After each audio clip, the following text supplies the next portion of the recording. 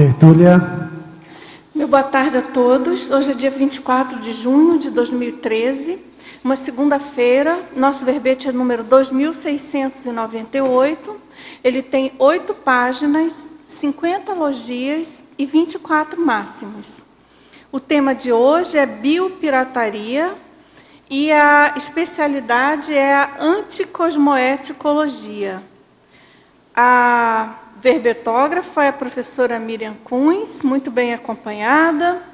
E Miriam Kunz, então, é graduada em Química Industrial, tem licenciatura plena em Química, é brasileira, natural de Porto Alegre, Rio Grande do Sul, voluntária da Conscienciologia desde julho de 88, docente em Conscienciologia desde 90 e tenepsista desde maio de 94. Bom, a biopirataria é a apropriação indébita de espécimes de flora, fauna, respectivos materiais genéticos e conhecimentos de comunidades tradicionais de determinada nação, transportados ilegalmente para outra, objetivando a exploração comercial e constituindo-se em ato anticosmoético, gerador de interprisões grupocármicas. Nós destacamos na pensenologia o holopensene do enriquecimento ilícito. Na fatologia, a biogrilagem, o tráfico de seres vivos, a exploração e escravização dos princípios conscienciais, o biopirata intrusivo em reservas ecológicas, buscando o butim através da fachada de turista, ecoturista, missionário religioso, pesquisador cientista. Atividade iniciada em solo brasileiro no século XV, através da exploração do pau-brasil, Caesalpinia equinata, e do conhecimento indígena de extração do pigmento corante. O fácil acesso de estrangeiros ao patrimônio genético de espécies brasileiras. A riqueza de recursos naturais sendo forte motivo de conflitos internacionais. A internet representando o meio mais utilizado na venda ilegal de animais silvestres e derivados. A criação da diversidade biológica, CDB. O tráfico africano, mantenedor da compra de armas utilizadas em conflitos civis. A Convenção Internacional sobre o Tráfico de Espécies Ameaçadas da Fauna e Flora Silvestres. O Tratado sobre Direitos de Propriedade Intelectual relacionado ao comércio internacional.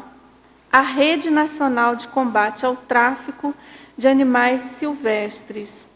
Na parafatologia, nós destacamos as automimeses patológicas de retrovidas, o enredamento anticosmoético pessoal produzindo interprisões grupocármicas. Aqui no detalhismo, nós chamamos a atenção que tem 17 máximos. E também na argumentologia, ela traz 17 tipos de áreas de consumo. Tem também uma listagem com 13 condições impingidas ao animal, mostrando então aí a violência, né? Em termos de patenteamento, tem uma listagem com 7 espécies traficadas e patenteadas, e também em termos de mutilações, tem uma listagem com 4 elementos do soma dos animais. 4 exemplos, né, de mutilações.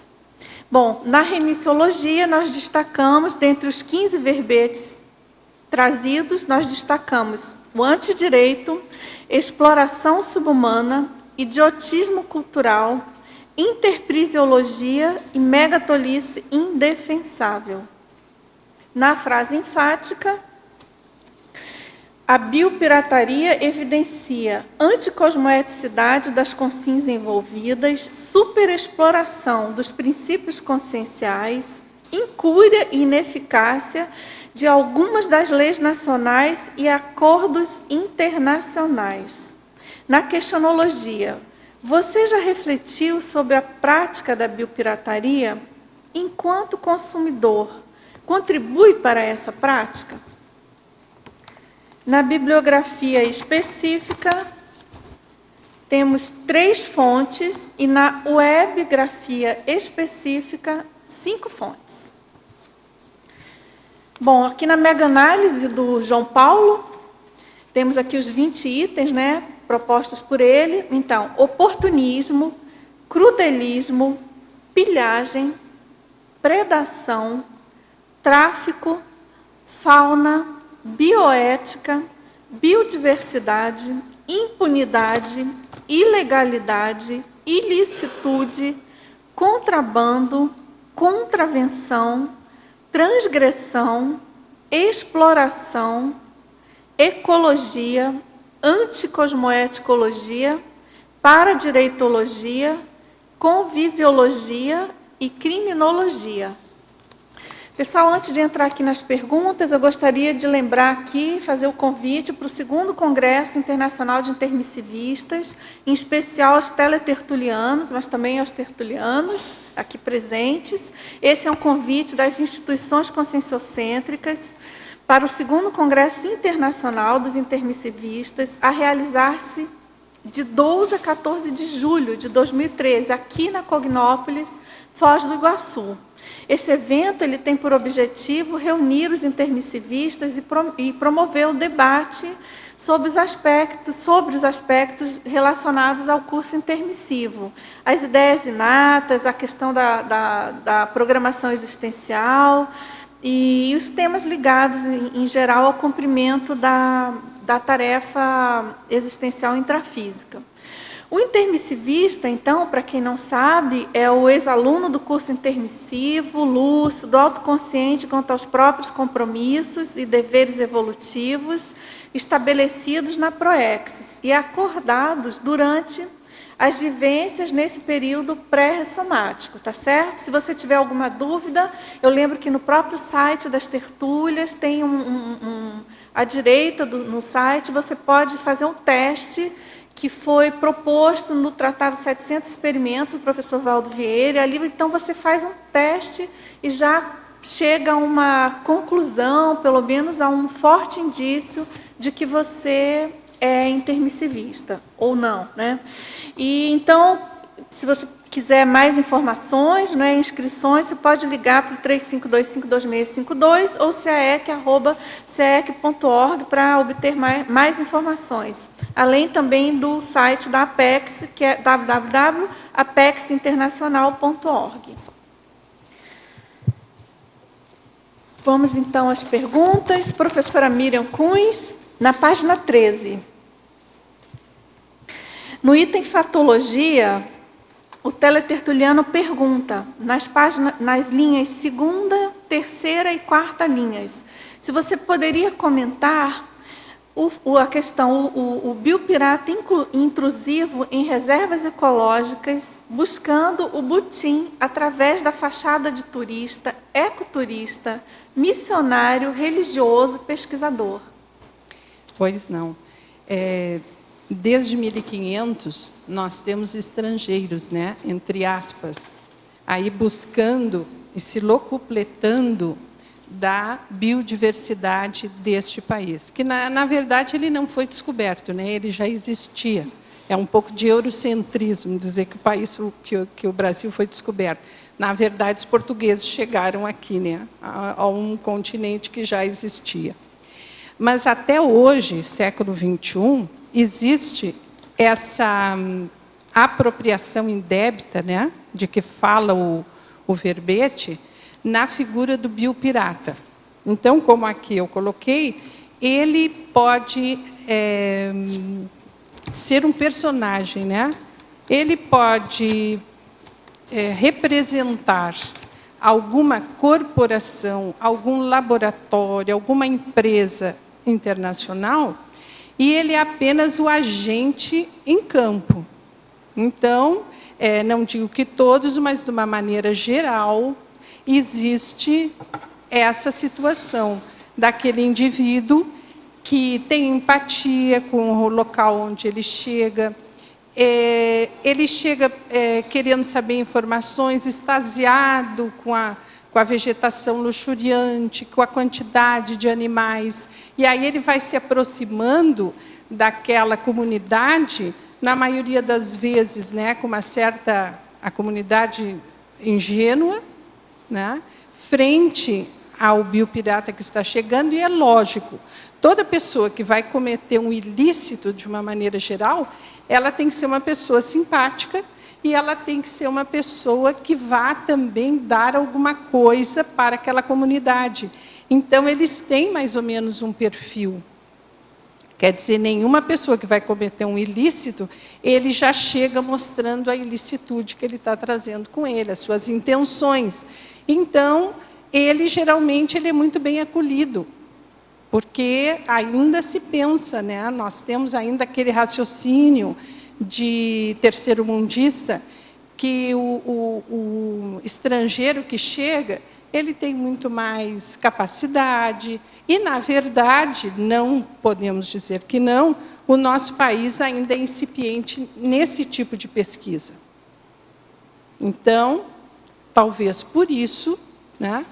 E não só o nosso país, são 17 países mega biodiversos, que tem uma grande quantidade de representação, tanto em termos botânicos e zoológicos, mas não tem uma cultura pesquisística, não, ou por falta de verbas, ou por vontade política, enfim. Aí entramos na política da pesquisa.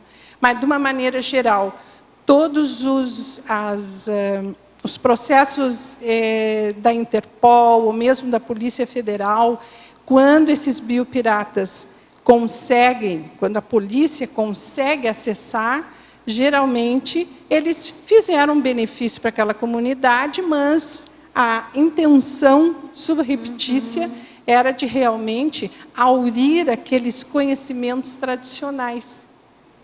Porque os conhecimentos de comunidades tradicionais, eles não têm propriedade intelectual em relação a isso.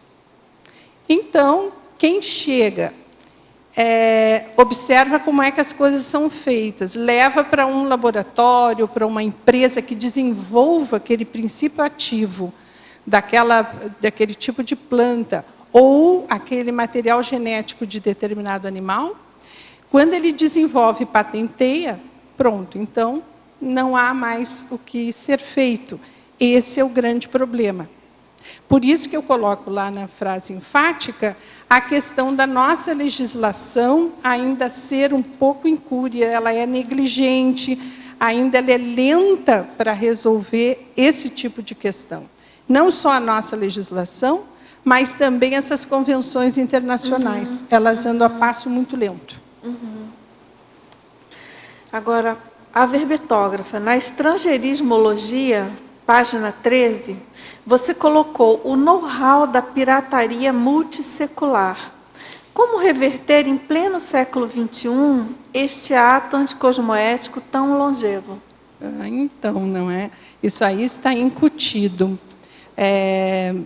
Faz parte de todo esse processo histórico essa pilhagem. Né? Realmente é uma pilhagem moderna, mas continua o biopirata sendo um corsário. Né?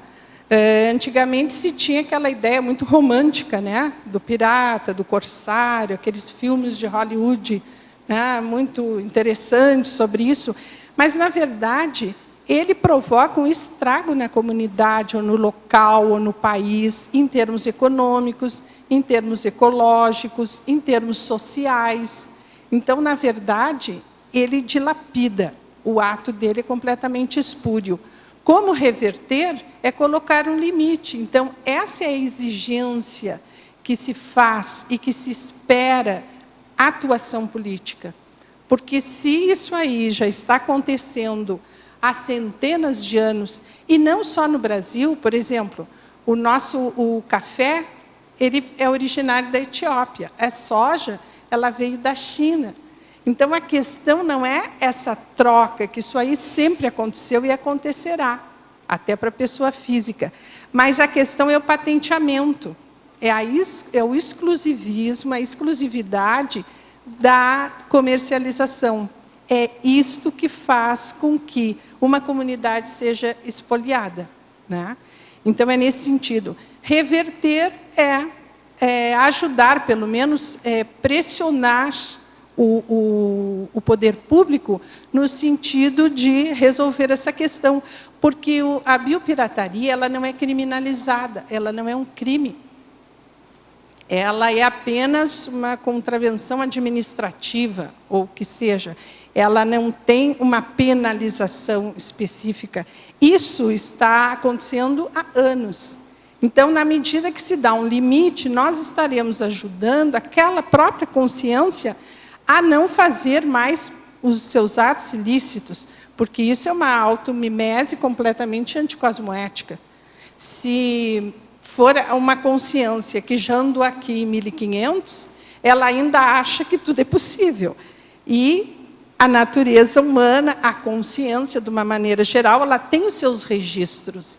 E, quem sabe, não é? Tem registros atávicos aí de lucro fácil, de expoliação consentida.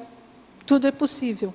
Miriam, eu lembrava do professor Baldo que coloca nas sínteses policármicas viver e deixar viver os princípios conscienciais, lembra? Sim, sim, exatamente. E a definologia tem a ver justo com esse conceito. É isto, né? Mas, em relação, Cristina, a esses princípios conscienciais, na verdade, eles viram commodities, né? Hoje em dia, o princípio consciencial, que já vinha por uma questão de paradigma religioso, o paradigma cartesiano, ele ainda continua uma commodity. Quando a gente acorda e liga a televisão no noticiário de manhã, a gente vê o preço do boi em pé, o preço do boi vivo, o preço não sei o quê. Quer dizer, nós banalizamos esse princípio consciencial, né? Plantas, animais, etc. Existe uma banalização. E eu acho que nós, enquanto conscienciólogos, que sabemos da serialidade existencial, que sabemos da metodologia evolutiva, temos que ser mais percussientes na relação com esses princípios conscienciais. Então, eu acho que é importante.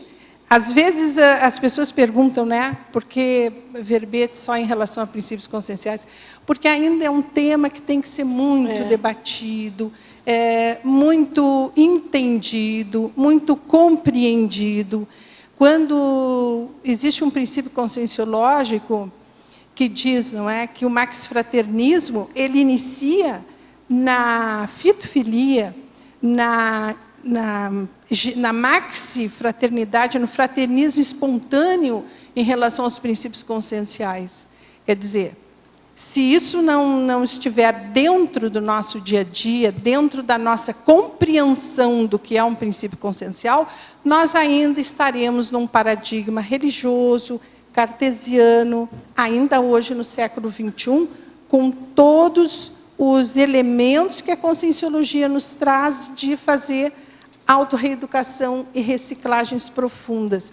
Então, a nossa reciclagem, enquanto elemento partícipe da natureza, que é interdependente a esses princípios, não se faz nenhum favor em respeitá-los. Na verdade, nós vivemos, coexistimos evolutivamente.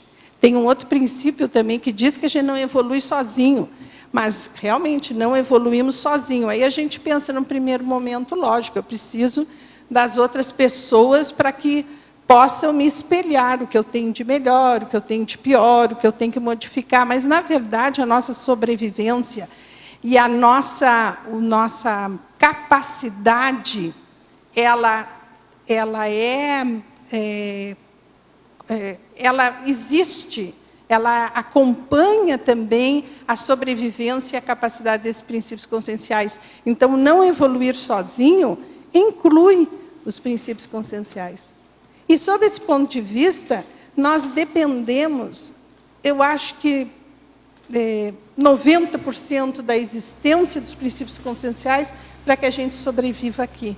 Possa cumprir a nossa PROEX, possa fazer muitas coisas. Por isso que ali na questiologia eu coloquei enquanto consumidor. Porque as pessoas podem se perguntar, mas e aí? Eu não tenho nada a ver com isso, é biopirata, isso aí não tem nada a ver comigo. Mas, na verdade, esse tema faz parte do nosso dia a dia. Por quê? Porque, na medida do meu consumo, se ele for inconsciente, alienado, eu estou assinando embaixo de muito dos ilícitos que acontecem em relação aos princípios conscienciais. Então, ele é atualizado e ele faz parte do nosso dia a dia.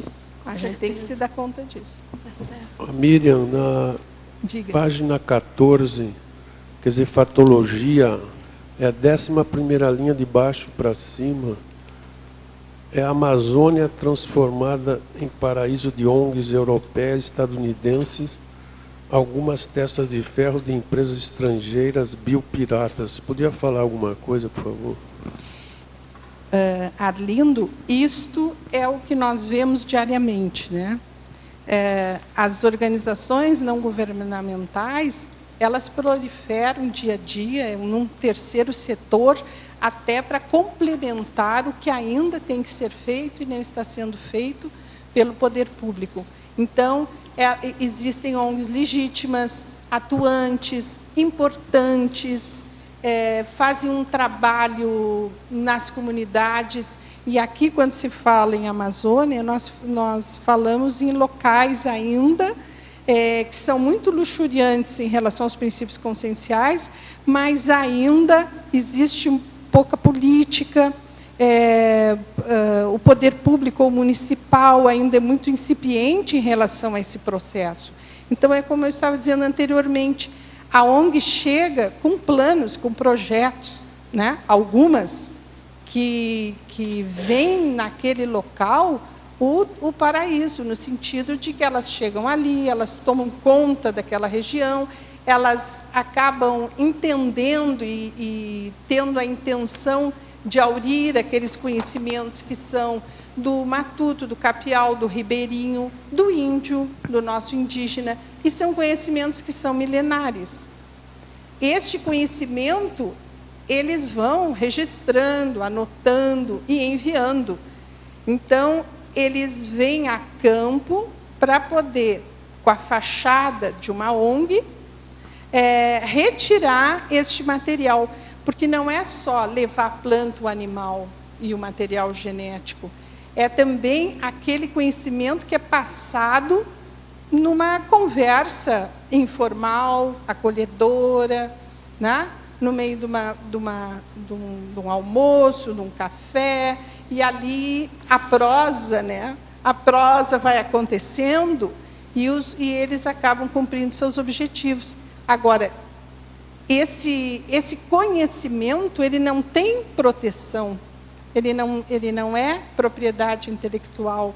E os organismos internacionais, principalmente aqui, a TRIPS, né, que é um tratado de propriedade intelectual, ele dá muito valor, ele protege aquele que pega o princípio ativo, desenvolve e coloca no mercado. Então, na verdade, ele protege muito mais o fator desenvolvimentista do processo do que aquele conhecimento que fazia parte daquela comunidade e que teria que, sim, aurir frutos, sejam eles financeiros, sociais, em relação àquele conhecimento. Por exemplo, um exemplo é aquela questão ali na página 13, que se fala do pau-brasil. Quando os portugueses chegaram, eles fizeram ali, tiveram alguns pontos, né? Eles fizeram as feitorias. Feitorias só eram locais onde eles retiravam essa madeira do pau-brasil, utilizavam os índios para que eles pudessem entrar, né? Que, no ponto de vista deles, portugueses, europeus chegando, era uma jornada muito perigosa. Os índios retiravam essa madeira, colocavam nos navios e recebiam muito pouca coisa em troca, né? Era o tal do escambo. E além da madeira, o que eles descobriram? Descobriram essa metodologia que os índios faziam em relação ao corante, né? Ela também era chamada de árvore tinturaria, e levaram esse conhecimento para a Europa. E aí o conhecimento ganhou, foi industrializado, etc., até o momento da consecução dos corantes artificiais, né? Aí tudo muda. Mas o sentido é este. Eles buscam ali, buscam o conhecimento e levam embora. Agora, isso é comum, isso vai acontecer, isso era comum, e eu acredito que seja muito difícil o controle, né? Mas, ao mesmo tempo, tem uma legalidade aí no processo.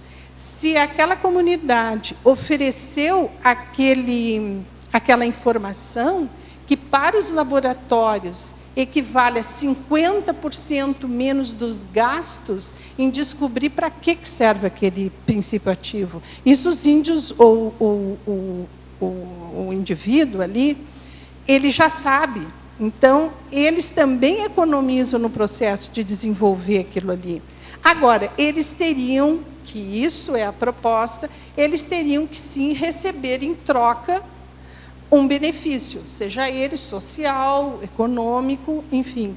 É isso que não está acontecendo. Porque também pode ser um processo, e deve ser um processo que seja bom para todos, não só para aquele que vem aqui e leva embora. Miriam, eu gostaria... mais uma aqui, por favor. Na própria 14, pouco abaixo, na 8ª, de baixo para cima, se puder dar uma geral sobre esse protocolo de Nagoya. O protocolo de Nagoya é algo muito atual. O protocolo de Nagoya é um tratado, ele é o braço executivo dessa Convenção das Partes da ONU, em relação ao que está imediatamente anterior, à Convenção da Diversidade Biológica. Tendo em vista todo esse processo, e não só no Brasil, em outros lugares do mundo, o que esta Convenção da Diversidade Biológica fez? Ela instituiu esse braço, que são as convenções das partes, e o protocolo de Nagoya é a 10ª, né, que aconteceu em Nagoya, no Japão.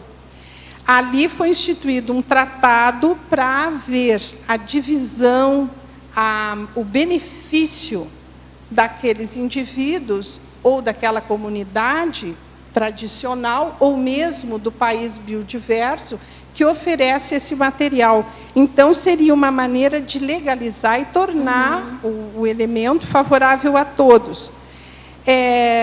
Surpreendentemente, o Brasil ainda não assinou o protocolo de Nagoya. Isso foi em 2010. O ano passado, houve uma convenção das partes na Índia. Eles colocaram mais 20 metas. E o ano que vem, em 2014, vai haver a Convenção das Partes na Coreia. E se vocês entrarem ali no Google, vocês vão ver como é que essa assinatura está andando. O Braulio Dias, né, que é o responsável brasileiro, ele está toda hora dizendo: o Brasil precisa ratificar, ser signatário deste protocolo de Nagoya, porque aí vai acontecer o detalhamento dessa equipartição de benefícios. E o Brasil no ranking dos 17 países megadiversos, ele está em primeiro lugar. Então, ele tem um interesse muito grande de participar disso aí, né? Então, se vocês quiserem acompanhar, eu acho importante ver que alguma coisa está sendo feita, mesmo que vagarosamente. Agora, o que realmente me surpreende é o tempo que o Brasil está levando para ser signatário.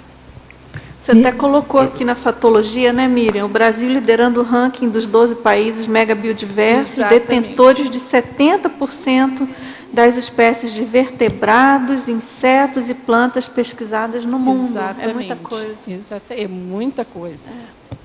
Miriam, eu gostaria que comentasse ali na página 17, em violência, nessa enumeração. Eu sei que tu tem exemplos sobre essas crueldades que são cometidas com os animais, e eu sei também que a maioria das pessoas, como eu também, antes de conversar contigo, não tinha ideia do que era feito. Tu poderia passar rapidamente sobre esse tipo de coisa que é feito com os bichos? Sim. Esse tráfico, que tem uma rede que está ali na fatologia chamada RENCTAS. A RENCTAS é uma rede de combate ao tráfico de animais silvestres. Ela foi fundada em 1999. E, em 2001, ela fez um relatório super competente, detalhado, sobre o tráfico de animais silvestres no Brasil. Então, esses dados aqui são dados do RENCTAS. Quando a gente começa a perceber isso aqui, nós vemos a capacidade, né, o desmando, a capacidade ainda do ser humano na lida com esse princípio consciencial, no caso aqui, animal. Então, por exemplo, a alcoolização é muito comum. O animal mais traficado e mais querido, no sentido de que quer ser para compra, né, são os pássaros. Então, o que eles fazem? Eles fazem com todos. Eles alcoolizam, então é cachaça, é rum com açúcar. Eu achei interessante o rum com açúcar, porque é coisa bem de pirata, né? A gente ouve falar do pirata, lembra do rum, e eles dão rum com açúcar, ou outras coisas, né? Eles amarram. Esse arrancamento de dentes ocorre exatamente para que eles não mordam, né? Não façam estrago na pessoa que os leva. A ausência de ventilação é porque existem elementos, por exemplo, tubo de PVA. Tubo de PVA, eles furam o tubo de PVA e ali eles colocam dezenas de pássaros, né, alcoolizados, dopados, é lógico, um junto com o outro. Quando chegam no local de compra, a cada 10 animais que são traficados, só um chega com vida. Para vocês verem que a crueldade é muito grande. Isso é um dado que todos eles sabem. Então, de 50 animais que eles levam, vocês vejam, né, quantos chegam lá? 5. De 10 animais, chega um com vida. O corte de asas, exatamente para ele não se debater e também não tentar fugir. Morte, tem uns que, apesar de mortos, eles são levados e, quando chegam, eles entram no processo da taxidermia.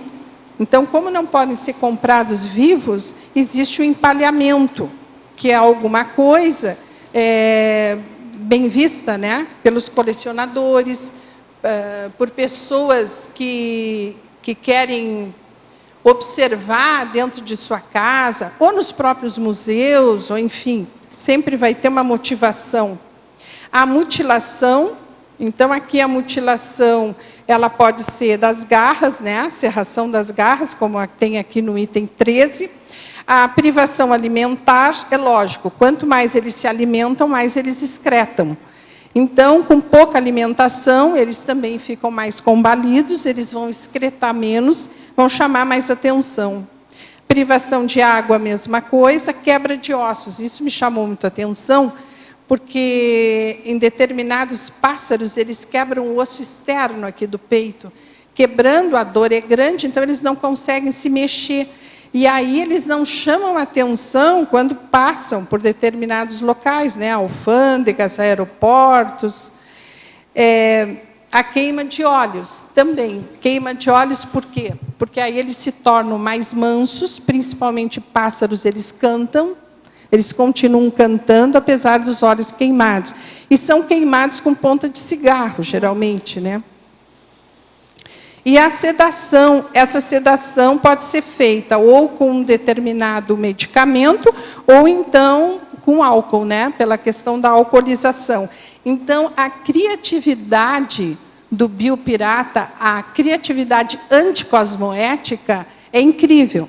Eles utilizam caixa de leite, eles utilizam canetas, por exemplo, no caso de sementes e determinado material. Eles utilizam muitos dos materiais, inclusive o próprio corpo. Há pouco tempo foi preso um elemento, né, um indivíduo, que tinha 19 cobras enroladas no corpo. Então, ele fez aquele modelito e tentou passar, mas não passou. E chega a ser uma coisa absurda, né? É uma coisa absurda. Outros levam aranhas, por exemplo, animais pequenos nas malas. E um outro, que aquele eu acho assim, inédito, ele estava sentado no aeroporto e tinha pessoas, lógico, quando a gente senta no aeroporto, as pessoas sentam na frente, ficam um olhando para o outro, esperando o avião chegar, e alguém observou que caía excremento de dentro da calça da pessoa. E começou a observar, se alertou, aí vocês vejam que a gente não pode ser comodista, aquela coisa, deixa para lá, sei lá o que está acontecendo, né? Não vou me incomodar. Chamou um segurança, quando foram ver, ele tinha uns 20 cardeais dopados, amarrados em volta das pernas. Nossa. Só que, como eles estavam vivos em estado de sedação, eles começaram a excretar naturalmente. Nossa. E aquilo ali começou a pingar. Foi isso que fez com que ele fosse pego. Então, o despautério, o caradurismo é grande. Nossa. Agora, na fatologia, página 13, linhas 2 e 3. Sim. Já foi feita uma pergunta parecida, mas ele está com outro veio. Como bloquear, em época de turismo internacional incessante, como bloquear o biopirata intrusivo em reservas ecológicas, buscando o butim através de fachada de turista? Como Foz evita esse fato no extenso Parque Nacional, onde estão as cataratas? Esse é o grande problema. Por exemplo, o guarda florestal, o guarda de parque, toda essa fiscalização, esses cuidadores, a gente sabe que é em número muito pequeno. Então, essa é a grande dificuldade, não tem como monitorar. Agora, quando é feito esse ecoturismo, nessas caminhadas, essas trilhas, tem etc., os guias, né? Os tem os guias, acompanhantes. mas nem sempre o guia, às vezes, vai lá na frente, vai um lá atrás, e, às vezes, a pessoa para por qualquer motivo. É muito fácil retirar alguma coisa dali. Esse é o grande desafio, é a facilidade com que o material é coletado.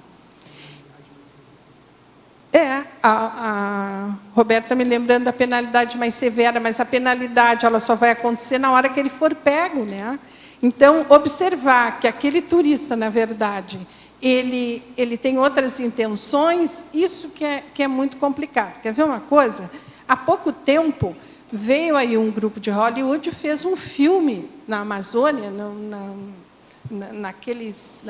em um daqueles estados, né, que faz parte da Amazônia Legal, e um filme de ação, explodiram um monte de coisa, fizeram e aconteceram, e ainda por cima, um deles foi agraciado com um macaco, né, um espécime de macaco.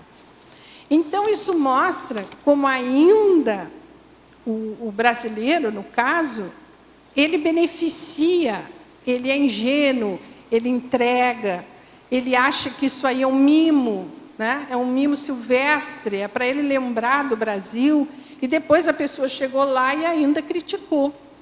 E até eu acho que a gente tem que aprender, não é? Que não é assim que se faz, que aquele mimo, na verdade, no caso era um macaco, que quando chegar na casa desse fulano, será que ele vai ter as melhores condições? Será que ele vai ser tratado como deveria? Ele foi retirado do seu habitat natural, né? Então, isso ainda é uma cultura que existe. A cultura da gaiola. Antigamente, toda casa tinha uma gaiola, né? Do lado de fora. Era natural. Hoje ainda é difícil se ver uma gaiola. Mas você sabe que no Rio de Janeiro, até quando eu morava lá, há 5 anos, era comum você ver as gaiolas nas calçadas, nas árvores, em função dos porteiros, né, que são, Sim. em geral, do Nordeste, e eles mantinham aquelas gaiolas com os pássaros presos. Agora isso. Pois é, quer dizer, essa nova É uma geração cultura que forte, chega, essa nova geração que chega, e eu acho que isso também pode ser um elemento que possa reprimir, é a educação, essa educação desde tenra idade, respeitando os princípios conscienciais, entendendo o que acontece aqui. Por exemplo, em alguma escola se fala sobre biopirataria? Não sei. Eles sabem o que existe, eles tomam conta, ou se dão conta, do que acontece aqui, do certo e errado em relação aos princípios conscienciais? Qual é a relação que o brasileiro tem com esses princípios? E isso eu acho que é uma das coisas que pode fazer com que, com o tempo, paulatinamente, o brasileiro se torne, no caso brasileiro, ou qualquer ser humano aí do mundo inteiro, se torne mais percussiente em relação a isso. Aquela coisa de levar uma lembrancinha do lugar, isso é uma cultura, né? Isso é uma cultura muito séria. Agora, você sabe que, por falar aqui em Parque Nacional, eu tenho a impressão que quando eles passaram a bloquear a entrada de carros de passeio ao parque, isso deve ter melhorado muito, porque antigamente, eu lembro que a primeira vez que eu fui ao parque, você entrava de carro e estacionava ali em frente às cataratas. Devia ser uma verdadeira festa de biopirataria. O acesso é facilitado, o acesso é muito fácil. Não existe ainda esse cuidado de dizer, bom, tem o turista que veio passear, mas tem o turista que veio lapidar, que veio ludibriar, que veio levar alguma coisa, né? Agora, aqui nas linhas 12 e 13 da Fatologia, na página 14, ele pergunta onde e por que ocorre o contrabando de sangue de índios brasileiros. Isso ocorreu e chegou na mídia em 2005. Tem relatos que na tribo dos Suruís vieram alguns ingleses acompanhados de um brasileiro e foram retirados durante 3 dias amostras de sangue dessa tribo. E o que está colocado ali, e segundo um índio relatou, eles haviam prometido que eles iam fazer análise desse sangue, iam ver as doenças, né, que eles sofriam, e, posteriormente, eles iam mandar todos os medicamentos necessários para o que eles tivessem pesquisado. Só que isso não aconteceu. O que aconteceu? Apareceu na internet venda do sangue destes índios suruís na internet, né? À venda. Então, isso aí criou um problema sério. Então, eles foram averiguar. Depois, pelo que eu pesquisei, não houve uma conclusão. Eles iam fazer um inquérito para averiguação. Mas isso nos mostra como é fácil, né, chegar com uma história fantasiosa e retirar o que se quer. E enganar, não é? Aí as pessoas que já se sabem que são, até certo ponto, ingênuas. Aqui não estou fazendo a apologia do bom selvagem. Eu não estou dizendo nisso, nem que eles sejam selvagens. Eu apenas digo que a natureza humana ela não falha em nenhuma condição. Mas, nesse caso, esses estrangeiros mostraram, não é? E nunca trouxeram a pesquisa, nunca mandaram medicamento, não deram retorno para esse grupo. Então, isso aí tem que ser muito bem averiguado. Muito bem. Mas isso aconteceu. Certo. Miriam, Quer perguntar? na página 14, em Parafatologia, na linha 4, você coloca as estratégias de ressarcimento kármico frente ao prejuízo empreendido. Na sequência, para a justiça restaurativa. Você pode comentar? As estratégias do ressarcimento kármico e a para-justiça restaurativa. Pois é, a para-justiça restaurativa. É o princípio de que o que nós desorganizamos, nós temos que reorganizar. O que nós falhamos, nós temos que ter uma oportunidade de repor. Se retirou, repõe, né? É a justiça que restaura a situação anterior. No caso de um biopirata que prejudica toda uma comunidade, aí vai existir um débito kármico, porque ele não prejudicou a ele próprio, quer dizer, ele já prejudicou a ele próprio até com o posicionamento dele, anticosmoético. Isso se sabe. Mas esse prejuízo comunitário, ele acaba tendo que ser ressarcido. De que maneira isso vai ser ressarcido? Ele vai ter que se aproximar novamente daquela comunidade, posteriormente, se ele se der conta na mesma vida ou numa próxima, e fazer um trabalho positivo exatamente para apagar, se é que posso dizer assim, uma situação de constrangimento que ele provocou. Então, se sabe que as contas correntes holocármicas, elas são egocármicas, grupocármicas e policármicas. E a gente tem que responder por cada uma delas. Então, eu penso que, aparentemente, como existe ali no detalhismo, aparentemente, eles estão tendo um lucro econômico, mas uma perda evolutiva. Quer dizer, isso vai ser um processo que vai ter que ser, de novo, revisto e revisitado, seja nessa própria vida ou seja numa próxima. Porque, às vezes, a pessoa se dá conta. Ali, num dos elementos que eu coloquei posterior, eu não sei se vocês lembram, quem é da minha geração, lembra de uma série muito ingênua que tinha na TV, do Flipper. Lembra do Flipper? Sim, o Flipper era ótimo e tal. E, na verdade, o Flipper eram 5, não era um só, eram 5, né? Então, existia uma pessoa que treinava aqueles 5 golfinhos. E um dia ele se deu conta, porque o treinamento, qualquer treinamento de animal, vai haver um prejuízo. Sempre é um treinamento em que existe uma pressão muito grande para o animal, para que ele para que ele tenha determinado comportamento. A gente não pode ser ingênua nem iludida de pensar que ele consente, que ele gosta de ser adestrado, amestrado, ameaçado, enfim. Tem N maneiras de fazer isso. E ele começou a se dar conta daquilo ali quando um deles, simplesmente, no ponto de vista dele, ele disse que fez um suicídio, que aquilo chocou, fez um impacto na vida dele.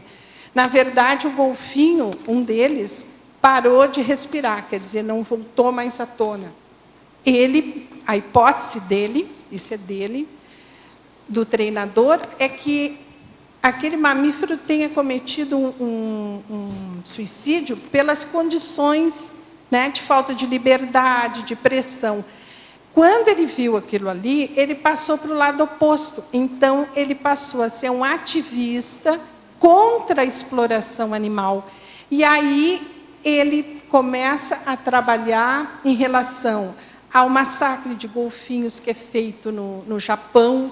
E, a partir desse massacre, não sei se vocês lembram, em 2010, até concorreu o Oscar e ganhou, um documentário chamado The Cove, A Baía da Vergonha, que até foi proibido no Japão, uma cidade japonesa.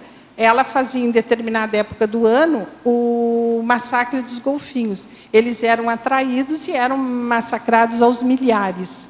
Isso porque existe determinado tradicionalismo alimentar, né?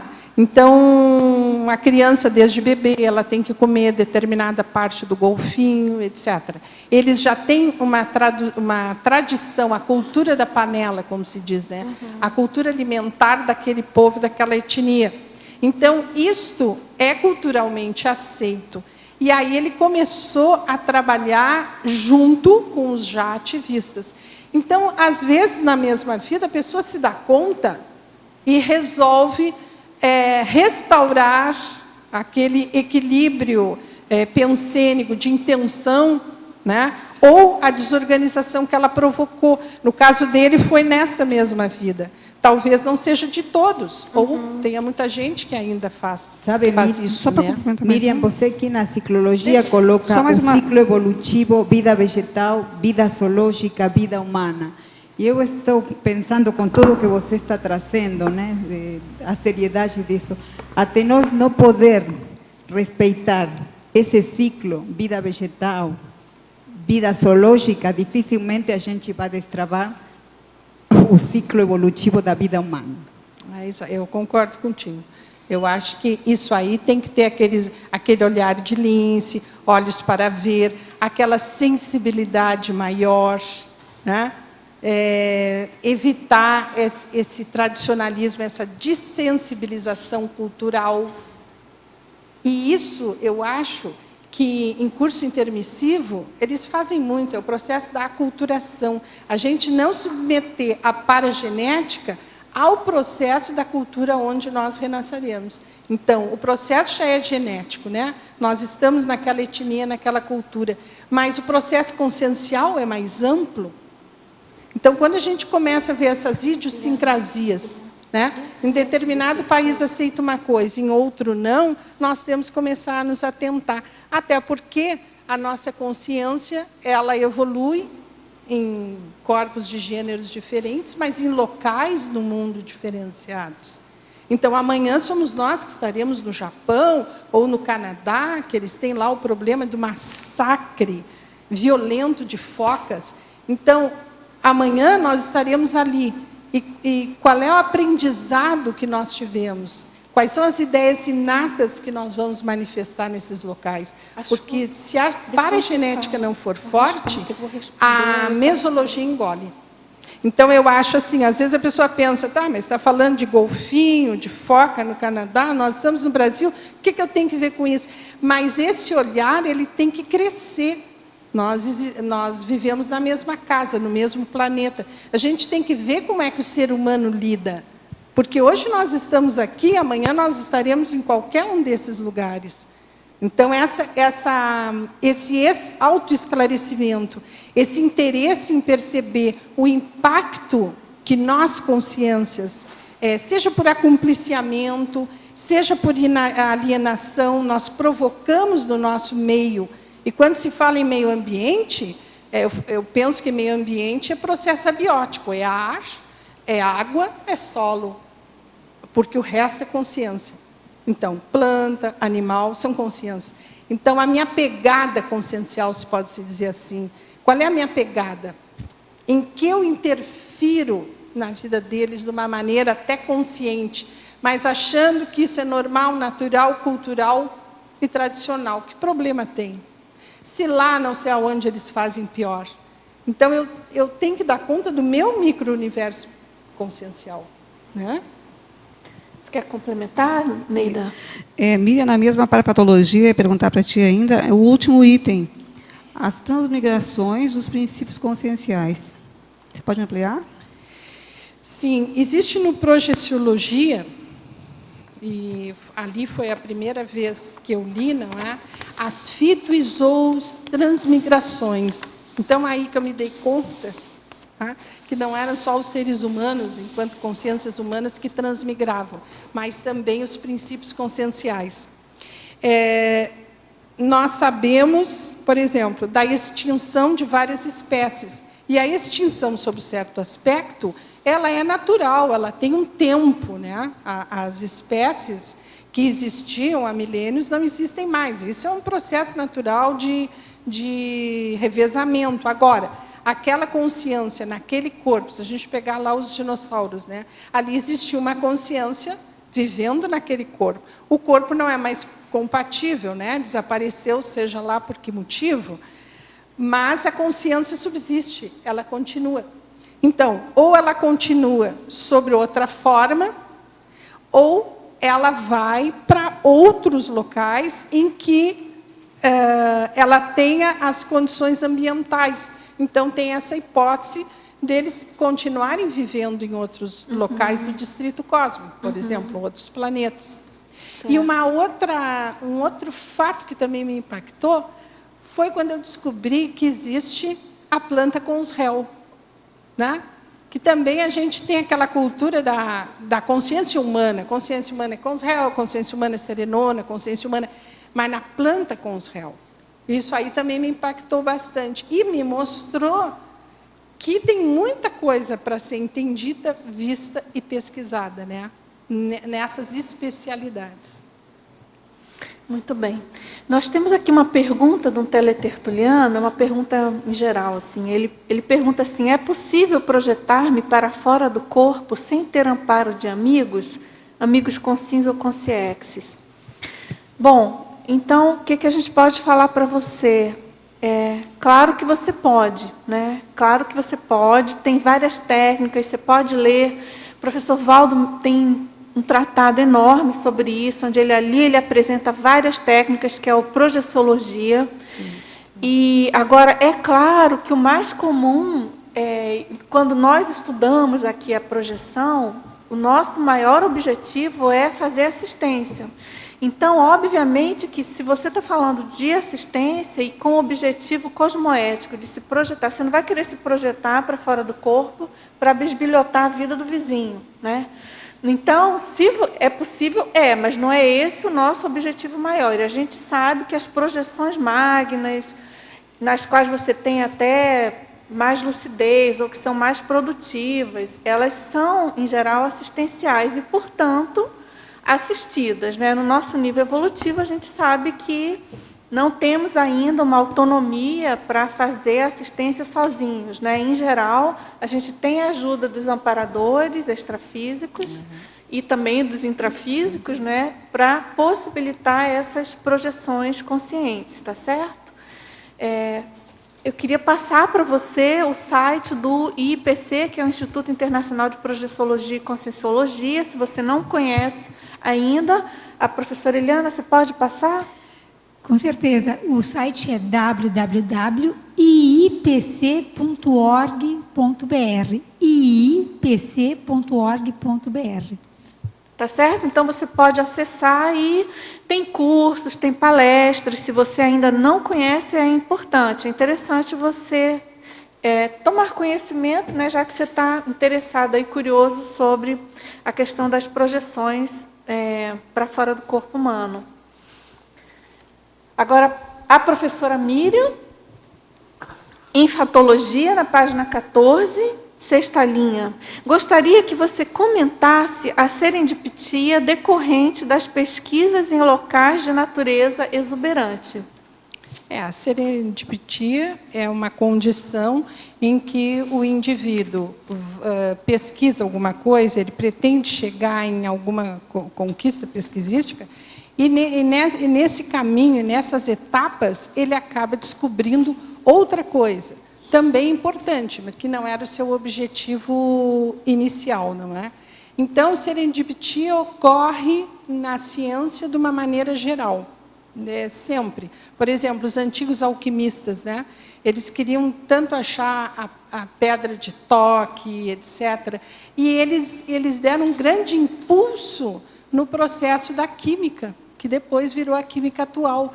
Quer dizer, para buscar alguma coisa, nesse meio do caminho, encontramos outra, né? Que também tem importância social, importância científica. Agora, para que a gente aproveite essa condição de serendipitia, é necessário que a gente não esteja obnubilado, ou então com aquela ideia fixa.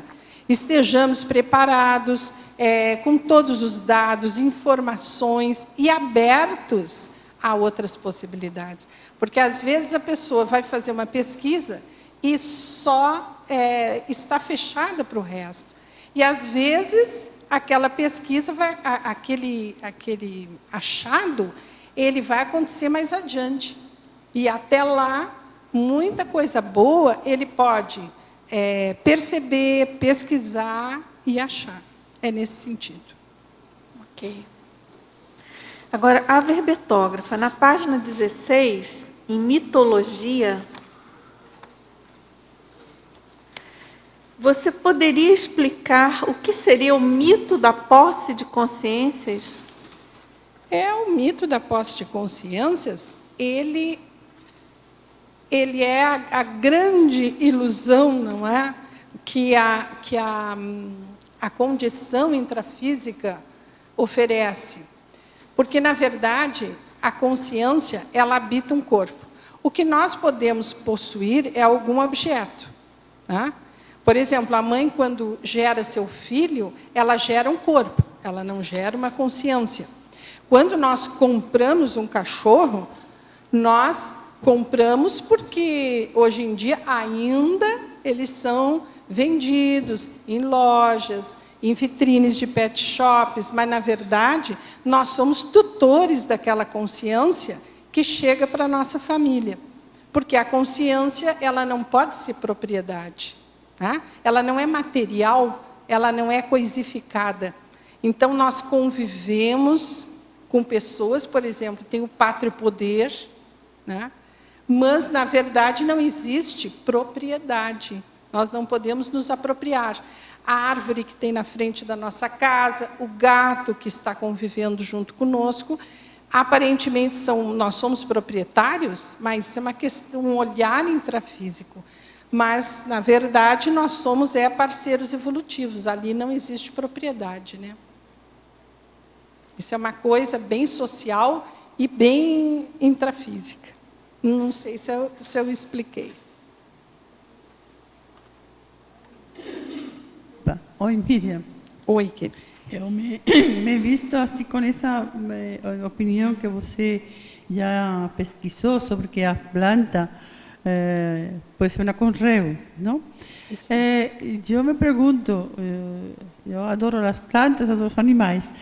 Tenho 5 animais, 2 gatos, 2 cachorros e um pássaro. Então, eu me pergunto, também há entre os animais, você pesquisou algo assim? Se lo há entre as plantas, também, por razonamento dedutivo, também tem que fazer com animais, não? Animais conreus. Eu, quando vejo os animais soltos na rua, que sobretudo as cachorras, que estão constantemente tendo cachorrinhos, não? Então, penso, como está aí, não, na rua, tão desamparado, tão, sabes, não... Então, dizes tu, tem algum compromisso consigo mesmo de passar por essa forma de vida tão difícil? Sim. Não sei. Olha, essa questão da holocarmologia em relação a animais é uma questão que ainda tem que ser muito pesquisada. Agora, nós sabemos que dentro de uma mesma raça, nós temos animais com temperamentos completamente diferentes.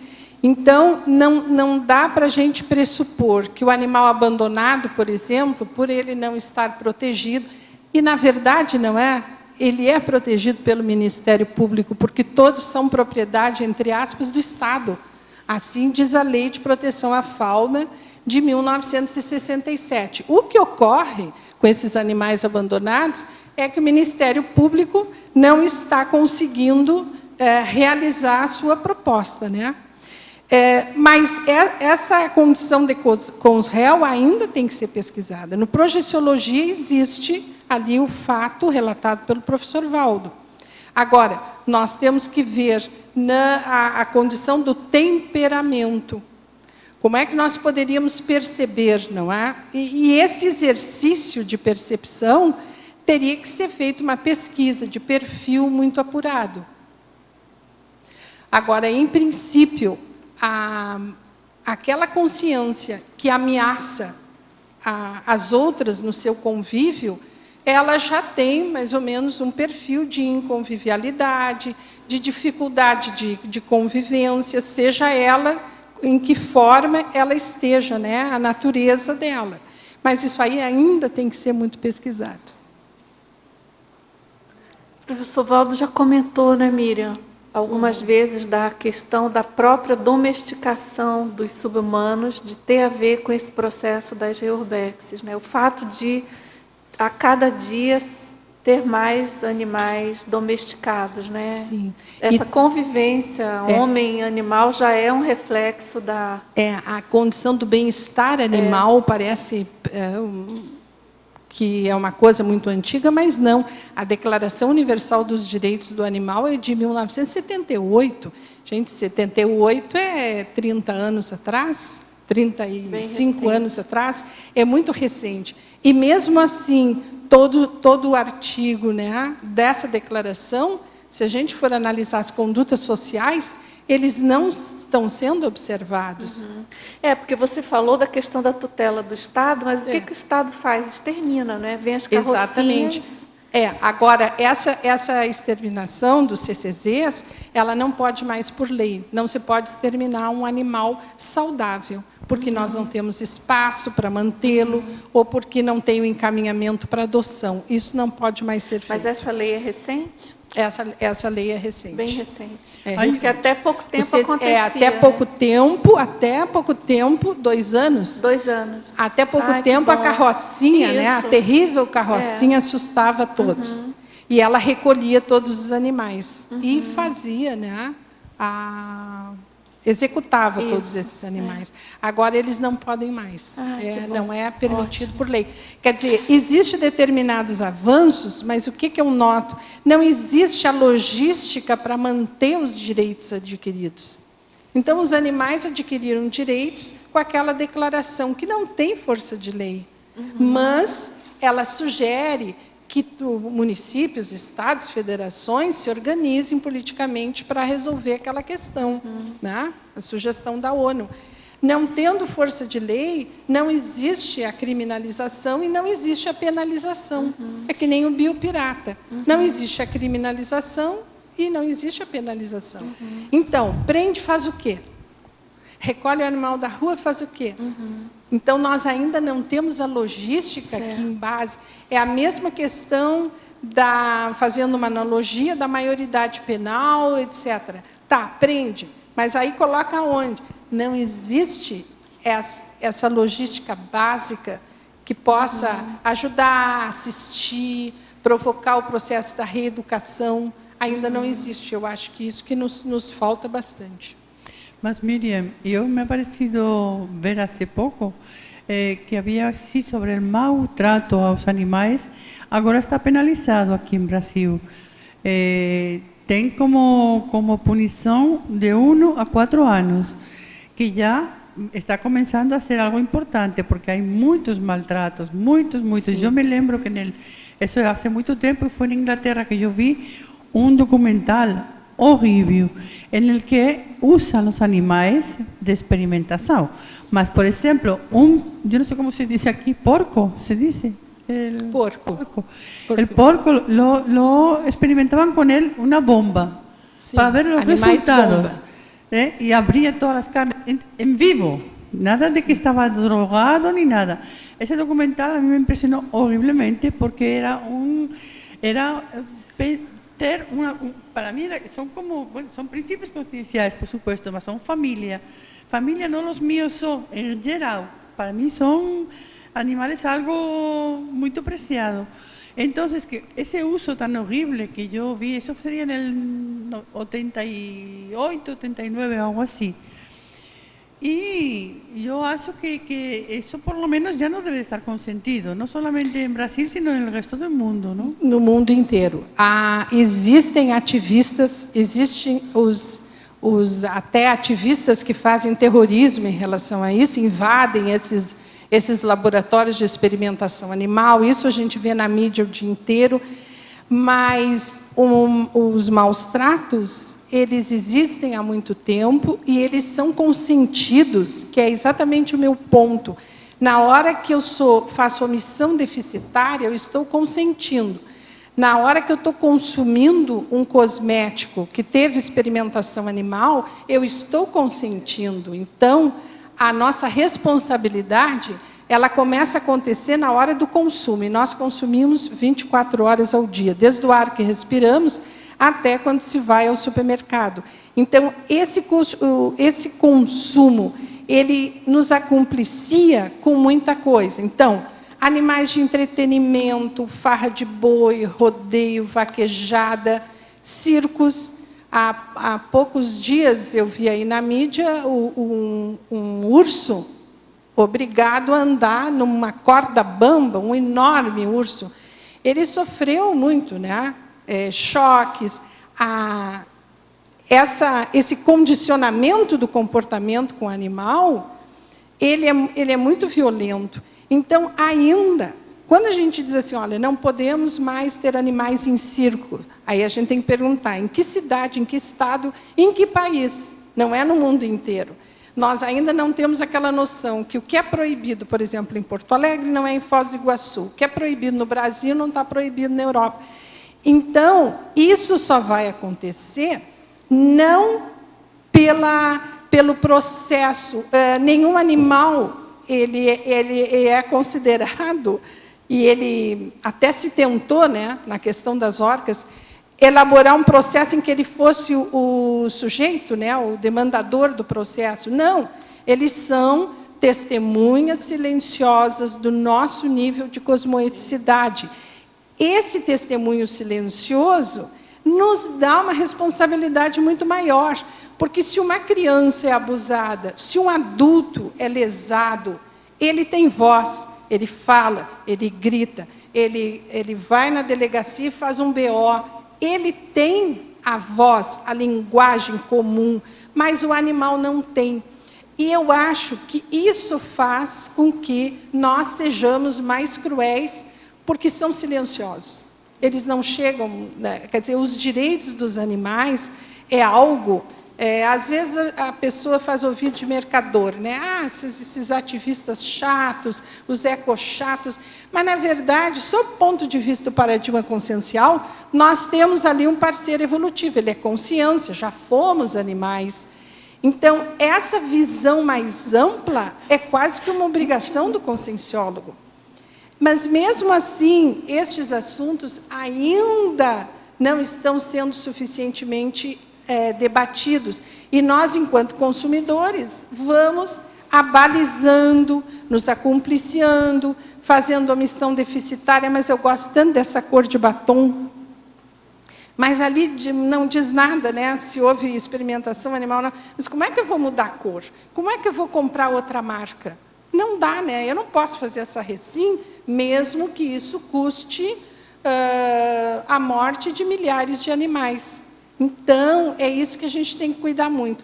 Como esses assuntos não são tão discutidos, eu até gostaria de falar sobre a pré-IC bioconvívio, que exatamente é uma pré-IC que vai tratar dessas especialidades da conscienciologia, a parazoologia, a parabiologia, a parabotânica, a paradireitologia, a cosmoeticologia.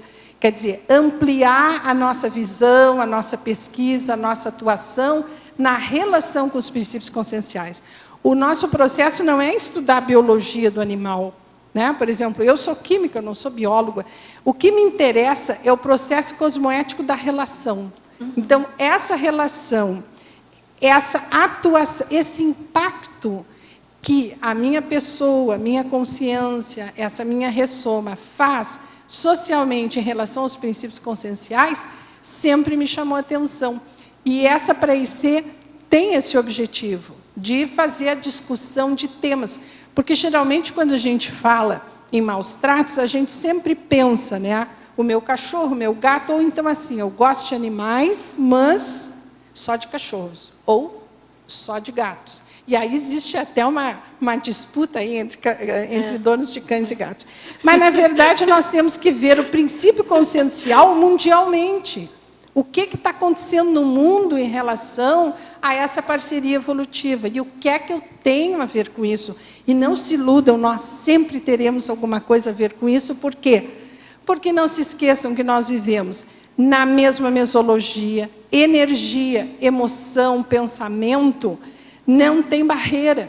Então, o que acontece do outro lado do mundo tem um efeito sobre mim. Os meus atos vai ter um efeito, uma repercussão do outro lado do mundo. Por isso que eu bato tanto na questão do consumo, porque todos nós somos obrigados a consumir.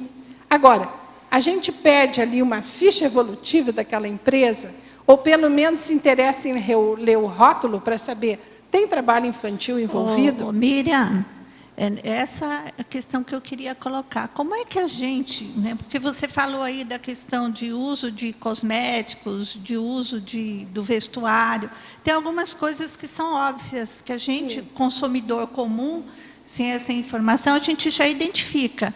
Sim. Agora, se a gente não tem essa informação, que dicas que você dá? Como é que eu sei que eu estou adquirindo um produto e que aquele produto não tem aí um sacrifício de um animal ou de uma planta? Sim, assim, ó, nos rótulos, geralmente, todas as empresas elas têm uma caixa preta, é natural, é o segredo industrial, enfim. Nenhuma empresa vai colocar no rótulo alguma coisa que a desabone, né? Ela não vai provocar isso. Agora, quem tem que pressionar somos nós, somos os consumidores. Então, se ali não tem uma informação, geralmente tem serviço de atendimento ao consumidor. Leiam bem o rótulo que tem aquilo ali. E tem e-mail. Então, manda e-mail e pergunta. Aí já vai demandar um interesse pessoal. Existe uma análise chamada análise de ciclo de vida. Análise de ciclo de vida tem a ver muito com o que eu coloquei aqui na estrangeirismologia sobre o greenwashing, que é aquela empresa, hoje em dia todas as empresas querem ser verdes, né? Até fizeram uma Ferrari verde. Todas as empresas querem ser verde, mas, na verdade, o ciclo de vida de qualquer produto, seja o sapato de couro, a bolsa linda, maravilhosa, carésima de couro que a gente compra, né? Quer dizer, não compra, toda ela tem um ciclo de vida. Esse ciclo de vida ele é feito de várias etapas. Às vezes, uma das etapas é ambientalmente ético e as outras não são. Então, o que as empresas fazem? Elas divulgam o fato de não ter uma determinada substância química ou delas reporem a questão do crédito de carbono ou outros elementos que elas façam para poder beneficiar a questão do custo-benefício do produto delas. Então, isso é alguma coisa que nós temos que nos interessar. Se é cosmético, nós temos que nos interessar. Essa empresa tem esse serviço de acolhimento ao consumidor. Vamos conversar com ela. Mas aí precisa um posicionamento pessoal. Por exemplo, foram, eu acho que 35 empresas no projeto Novo Rumo, em 2010, elas foram autuadas pelo Ministério Público. Por quê? Porque elas auriam benefícios da biodiversidade e não dividiam com as comunidades. Geralmente, empresas de cosmético que trazem o seu mote na sua divulgação, os mistérios da Amazônia, etc. e tal. Geralmente, a matéria-prima é daí. Então, tem empresas nacionais e também internacionais que foram autuadas. No Rumo Novo 2, vão ser 65 empresas autuadas. Mas o problema é que a multa é muito baixa. Então, às vezes, vale a pena receber uma multa, pagar uma multa, do que dividir os lucros com a comunidade, né? Aquele conhecimento, desculpe, aquele conhecimento daquele elemento ou daquele princípio ativo que a comunidade deu, né? Entregou, às vezes, ingenuamente, ela tem que ser ressarcida. Esse é um processo de direito. Isso se não falarmos no processo paradireitológico. Sob a ótica do paradireito, como é que fica todo esse relacionamento? Isso nós temos que também observar. Então, Nilce, eu te daria sugestão, primeiro, fazer uma pesquisa na internet, porque tem determinados sites de determinadas... o Roberto está me passando aqui o site, www.anda.jor.br.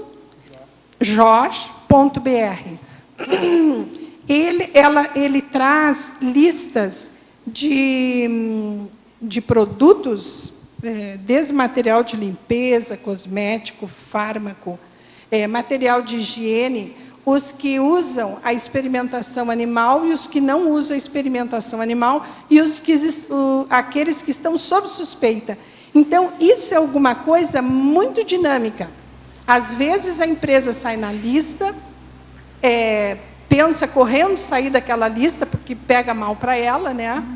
Então, isso aí é um processo muito dinâmico e, seguidamente, a gente tem que estar consultando. Agora, se não tem nada ali, entre no serviço de acolhimento ao consumidor. Então, hoje em dia, existe o Google. O Google, através do Google, nós nunca mais poderemos pensar assim, eu não sabia. A gente, se quiser, sabe tudo, de qualquer lugar do mundo, de qualquer situação. A questão é ter o interesse de pesquisar sobre aquele assunto, porque ele tem alguma relevância. Então, qualquer coisa, em segundos, a gente descobre, a gente sabe, a gente pesquisa, sem sair de casa, em segundos. Miriam, pode repetir o site? Como? Pode repetir o site? O site é www.anda.jor.br. Além da ANDA, existe o site do PEA, que é o Projeto Esperança Animal. Se vocês, gente, entrarem na internet, vocês vão ter vários sites. Vale a pena. O site do Projeto Esperança Animal é www.pea.org.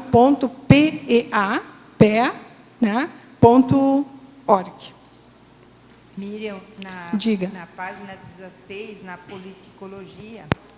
Politicologia. Tá ligado?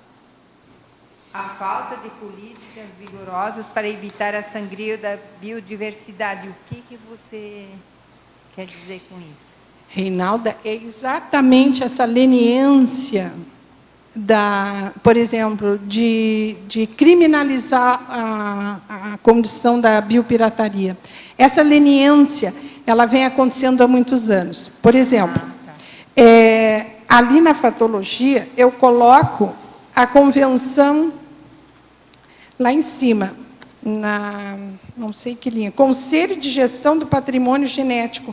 Esse Conselho de Gestão do Patrimônio Genético, ele é um braço executivo da Convenção da Diversidade Biológica. E, na verdade, eles estão tratando de fazer esse processo da criminalização. Entrou uma medida provisória, né, que restringe o acesso à biodiversidade. A própria comunidade científica gritou muito, né, como eles dizem, agora, para a gente pegar uma folha, tem que pedir permissão para a União. Então, até achar uma maneira correta, é aquela história da vara, né? Ela está de um lado, quando solta, ela vai para o outro. São os extremismos. Mas eu acho que a gente está a caminho de achar essa decisão mais equilibrada, porque a sangria é nesse sentido. Então, muita coisa é levada. Se vocês olharem ali na página 18, tem ali o patenteamento de muita coisa. Por exemplo, a rapadura foi patenteada, gente. É uma coisa assim, estranhíssima. Rapadura. A rapadura. A gente pensa, mas uma rapadura é a rapadura patenteada. Por exemplo, esses grandes chefes aí no mundo inteiro, eles gostam muito dos produtos daqui. E aí eles vão inserindo esses elementos novos aí na sua lida. Então, é uma questão também de autoestima, né? É a questão da baixa autoestima. Existem produtos, por exemplo, eu vi uma pesquisa no livro chamado Consciência Ecológica, do Goldman, eles fizeram uma pesquisa, agora eu não vou me lembrar a empresa, e eles chegaram à conclusão que o melhor shampoo é aquele que usam óleo de dendê, óleo de coco e um outro elemento que agora não vou lembrar. Aí a pessoa fica pensando, mas então para que tanto? Nós temos óleo de dendê e óleo de coco aqui no Brasil, que é uma beleza. E gastamos fortunas em shampoos caríssimos, que às vezes não tem resposta nenhuma. E isso é uma decisão de uma empresa americana. Vejam, eles estão buscando o melhor. E, às vezes, o melhor está aqui. E a gente não reconhece, né? Miriam, eu queria a tua opinião sobre os zoológicos e a questão de ter em casa alguns tipos de animais, que eu vejo que, às vezes, as pessoas não se dão conta, como peixes em aquários e pássaros. Sim, pois é. Depois daquele filme de animação que falava de um peixinho, Procurando Nemo, aquilo ali fez muito crianças e adultos pensarem na questão do aquário, né? Geralmente, em locais que a pessoa está muito ansiosa, no consultório do dentista, para fazer algum procedimento, eles têm algum elemento para que o indivíduo relaxe, e um deles seriam os aquários. Mas o que a gente pode ver? O que seria o aquário, né? O aquário seria uma prisão para aquele peixe que vai, às vezes, conviver com seus próprios predadores, né? A pessoa não entende daquelas espécies, compra porque achou bonito, 2 peixes e um preda o outro. Um dia ela descobre que um matou o outro. Não tem importância, eu compro o outro, mais bonito. Quando envolve criança, a instantaneidade, a banalização da vida animal cresce muito. Não chora que eu compro outro. E compra mais, e compra melhor, e compra mais bonito. Então, aí começa o nosso processo do exemplo dentro de casa. A criança ela vai aprender, geralmente, uma das estratégias é olhando a condição do adulto. Então, muito da responsabilidade dessa situação também é do processo educacional em casa, quanto mais fora dela. A questão do zoológico, né, também chamado de zoohotel, é uma prisão, né? É uma prisão, por mais que aumentem o espaço, coloquem uma cenografia naquele espaço, aquele animal, geralmente, que vem de uma selva ou vem de determinadas condições de clima, ele não vai se adaptar ali. E uma pesquisa foi feita em 2008 e eles chegaram à conclusão que a maioria dos animais de zoológico eles sofrem de depressão e algum tipo de neurose. E, mais que isso, não só levando em consideração o aprisionamento, também a resposta do ser humano, e eles também fizeram essa pesquisa, de quem vai no zoológico. Então, eles observaram o quê? Que a primeira reação é a pessoa querer que aquele animal olhe para ela. Então, ela começa a tirar coisas na jaula. E eles arrolaram os objetos atirados. Celular, sapato, copinho plástico, palito de picolé, pedra. E aí tem uma lista imensa. Os mais machucados são os répteis, porque eles, naturalmente, eles não são saltitantes. Então, o jacaré, que é o top de linha do processo de maus tratos em zoológicos, é aquele que ele fica ali paradinho, mas as pessoas querem que ele se mexa. E aí elas começam a tirar coisas. Então, nesta relação, a gente pode pensar quem é o mais insano, quem é o mais imaturo, quem é o que apresenta mais idiotismo cultural, né? Com certeza. E tem uma cultura, né? Eu percebo que é uma cultura, eu acho que planetária, de que zoológico é uma coisa bacana, que circo é uma coisa legal para criança, que é um programa, né, muito bonito, bacana para a família fazer com as instituição crianças. De pesquisa científica. Isso, às vezes sob esse rótulo, talvez, quando eles iniciaram, eles tivessem essa intenção, mas o que a gente vê, a maioria dos zoológicos, eles têm verba pequena, poucos funcionários, a qualidade higiênica é muito, muito pobre, então eles estão em condições muito deficitárias. Em relação ao zoológico, é importante colocar que o primeiro zoológico que se teve notícia depois do Egito foi na China, eles chamavam de Jardins da Inteligência. E ali eles tinham vários espécimes, né?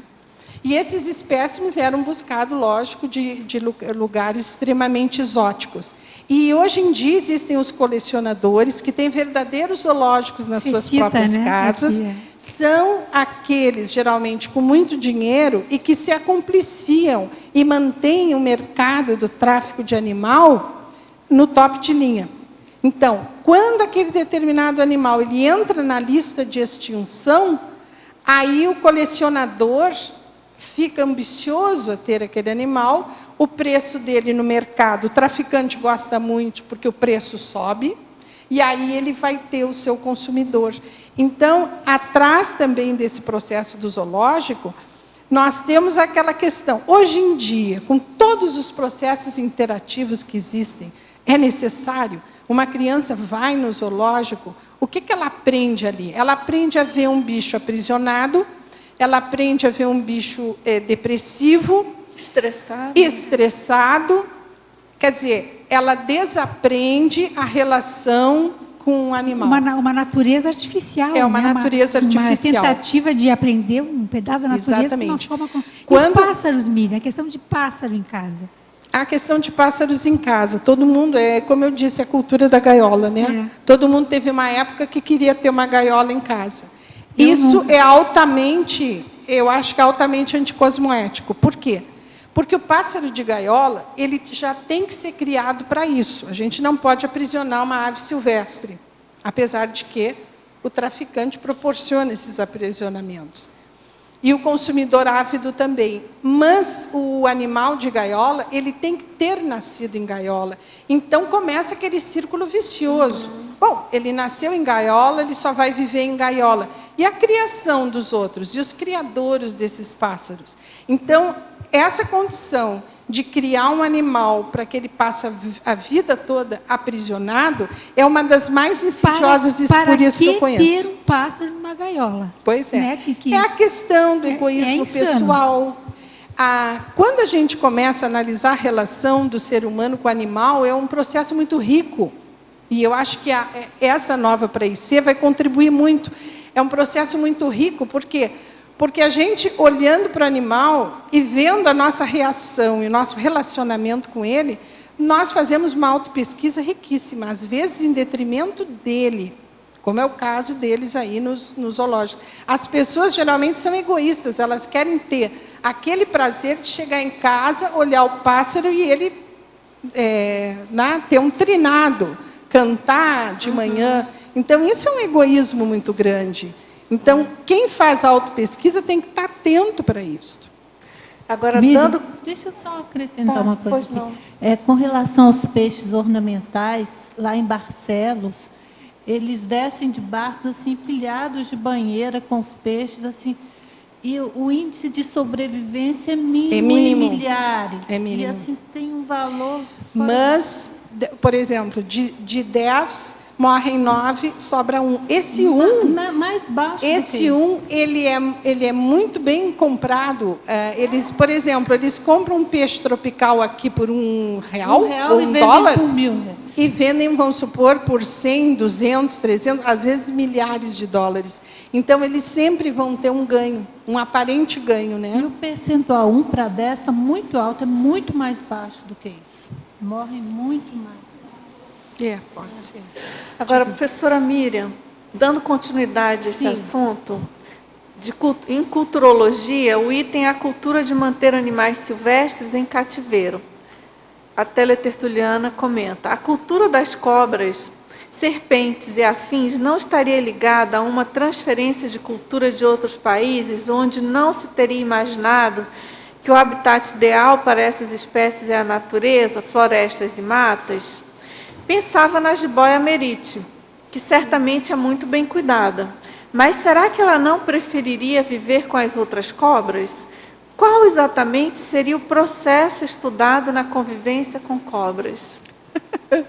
Bom, para saber se a merite ia preferir, só pergunta para ela.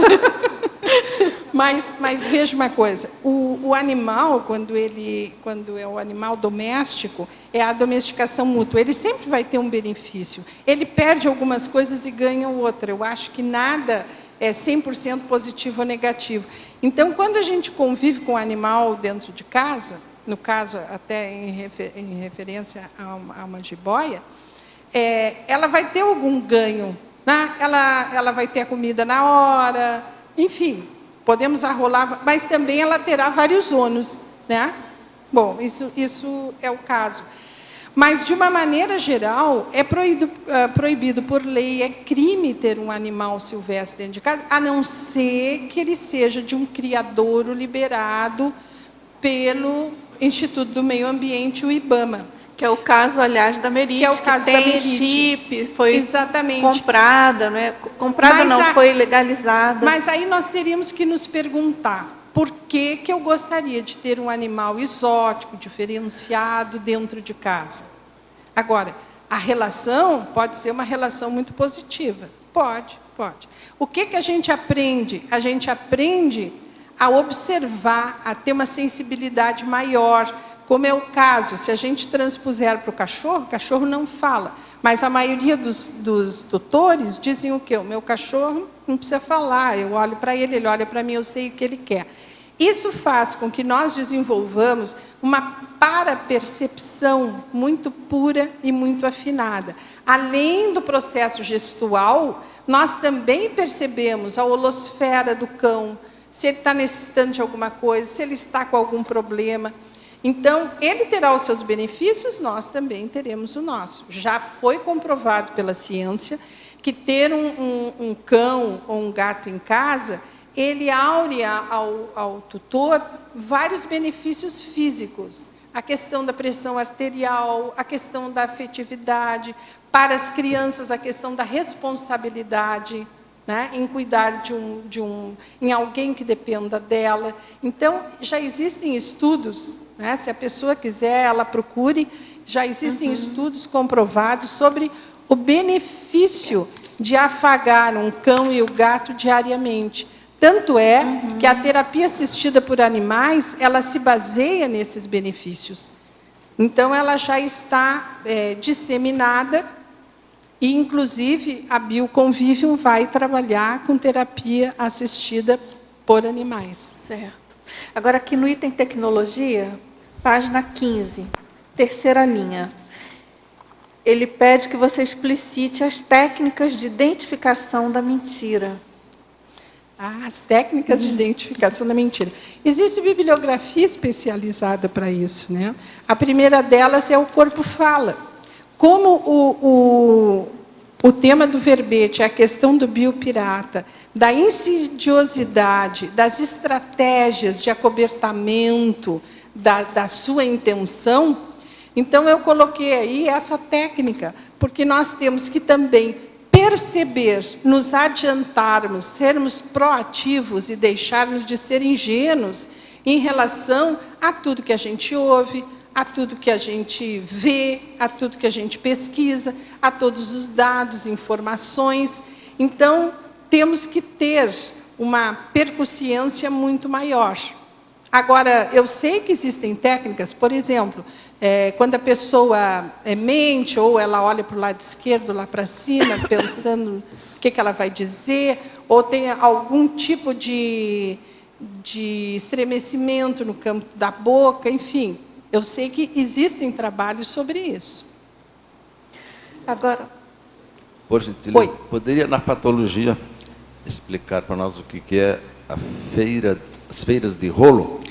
As feiras de rolo são chamadas feiras de rolo aqui no Brasil, né? Mas elas existem em todos os lugares do mundo. O próprio nome já está dizendo, é um rolo. Se é rolo, tem ilicitude aí. Então, existem aquelas feiras que todo mundo sabe que elas vendem material ilícito, mas elas são, às vezes, semanais, mensais, tem lugar fixo. Foi feito um levantamento, por exemplo, lá no Rio de Janeiro, e dessas feiras de rolo, Baixada Fluminense, na própria, lá, o grande Rio de Janeiro, tem uma média de 500 feiras de rolo. Então, nessas feiras de rolo, são vendidos, no caso do tráfico, animais traficados, aí é processo interno, né? Armadilhas quer dizer, todo o entorno, toda a necessidade do traficante, desde do animal e também todo o material, né, que eles possam precisar para fazer as capturas. São feiras que, quando a polícia chega, o pessoal já tem a maneira de desaguar o material. Mas passou 1 ou 2 horas, tudo volta a ser como antes. Então, essas feiras são muito comuns, né? Não só no estado do Rio de Janeiro, mas em todo o Brasil. E em Barcelona foi detectado uma feira, né? Tem esse holopensene de feira de rolo, porque existiam 5 ruas. Em 5 ruas, deve ser uma feira enorme, existiam animais brasileiros vendidos. Então, uma grande quantidade de animais brasileiros vendidos. Aí a gente pensa, mas será que ninguém sabia disso?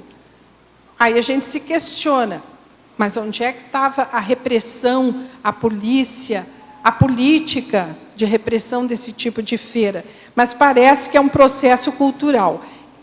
É aquele princípio, enquanto tiver o consumidor, vai ter o vendedor, vai ter o traficante, vai ter aquele matuto, o ribeirinho, o índio, que vive em condições precárias e captura esses espécimes para aumentar um pouco o seu rendimento familiar.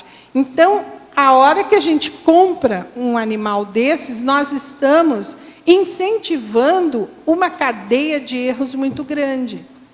Professora Miriam, não sei se foi feita essa pergunta, gostaria de ampliar o contrabando de sangue de índios brasileiros.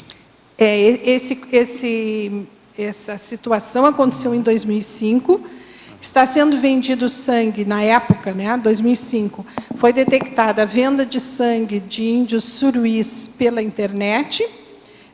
Na averiguação se viu que alguns ingleses, acompanhados de um brasileiro, foram nessa aldeia e pediram essa coleta de sangue por conta de depois mandar a medicação para essa comunidade.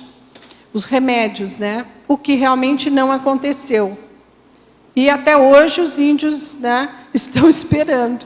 Nossa. E detectado na internet a venda de índios suruís, foi aberto um inquérito, enfim, para apurar essa situação. Mas isso foi um fato. Isso serviu para transfusão? Como? Foi usado para transfusão, você supõe?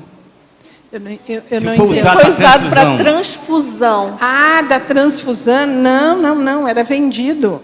E foi retirado uma grande quantidade de cada um deles e foi vendido como material genético. Ah, tá. Okay. Professora Miriam, como considera a interdependência dos homens e animais com o uso de lã de ovelha, ovos de animais? É possível abrir mão disso em médio prazo? Ou o uso desses recursos dos animais não é anticosmoético? Gostaria de saber sobre da sua visão sobre esses itens. Do meu ponto de vista, uma consciência se alimentar de outra é anticosmoético. Agora, se nós vamos usar o princípio dos males o menor, se nós vamos usar o princípio de que nós não podemos viver sem, tudo bem. Mas não tira a natureza do ato. Então, matar animais, seja para vestuário, para alimentação, é anticosmoético. Agora, cada um vai ter que lidar com essa situação. Bom, vou reduzir a minha alimentação de carnes, vou reduzir roupa, vestuário, acolchoado. A gente sabe que o processo de extração de pele, de couro, de lã, é o mais cruel e regressivo possível. E isso está em qualquer lugar. É só entrar na internet e nós vemos imagens muito ruins. E, além disso, nós sabemos o que acontece. Existem uma quantidade de livros, bibliografia muito farta sobre o assunto, detalhando cada processo da extração. Por exemplo, a questão do leite, né? Bom, não se come carne, mas toma-se o leite. Também o processo leiteiro é muito complicado. É só pesquisar para ver. Agora, se não dá para viver sem, diminua. Agora, se puder viver sem, faça. Porque, querendo ou não, todo ato de exploração, seja de quem for, com qual motivo, né, a pessoa eleja, é ato anticosmoético. Certo. Agora, o teletertuliano pergunta de que modo você vê o movimento de libertação animal inspirado nas ideias do filósofo Peter Singer. Que tipo de profilaxia você entende viável para chegar-se na prática ao citado abolicionismo animal? Por onde começar? Sim. Tem a ver com a outra, né? Sim, o Peter Singer, ele não é abolicionista, ele é utilitarista. Quem é abolicionista é o Tom Regan, que tem um livro muito interessante que eu recomendo, chamado Jaulas Vazias. Agora, do meu ponto de vista, não adianta ser paliativo, né? Eu não concordo com o utilitarismo. Eu acho que se uma coisa não presta mesmo, né? Outro princípio conscienciológico. Não adianta fazer maquiagem. Então, penso que o processo abolicionista, ele é muito mais ético. Agora, a metodologia, a maneira pela qual isso vai ser realizado, tem que ser sempre pacífica, né? Sem danos para ninguém. Mas nós devemos sempre nos perguntar, né? Qual o meu interesse, qual a minha contribuição, o que eu posso fazer em relação a isso? Quando se cobra alguma coisa de uma empresa, de um governo, de uma política, nós estamos tirando o nosso corpo fora. Mas nós temos que pensar, o que eu, nessa minha ressoma, com a lucidez que eu tenho, o que eu posso fazer? Nós podemos fazer muita coisa. Divulgação, discussão de ideias em relação à abolição animal, estudar detalhadamente todo tipo de maltrato, todo tipo de relação espúria. Está aí, tem um cosmograma enorme. A vida nos mostra todos os dias o que acontece. Então, nós só temos que ter a volicionina, a vontade de compreender e nunca fechar os olhos. Ok. Muito bem, eu agradeço a participação de todos, tertulianos, teletertulianos, da professora Miriam Kunz. Nós aguardamos aí mais 100, não é isso, professora Miriam? Então, os nossos comerciais. Obrigado. Hoje tivemos 35 assinaturas no livro de presença, 14 perguntas presenciais, 13 online. Os recados são da Giovana sobre o Congresso de Intermissivistas, a Nilma sobre Acoplamentarium, a Patrícia, o Programa de Desenvolvimento Parapsíquico, a Alzira sobre o Simpósio de Conscienciometrologia. Agora com vocês o Fernando com o programa Amigos. Boa tarde a todos.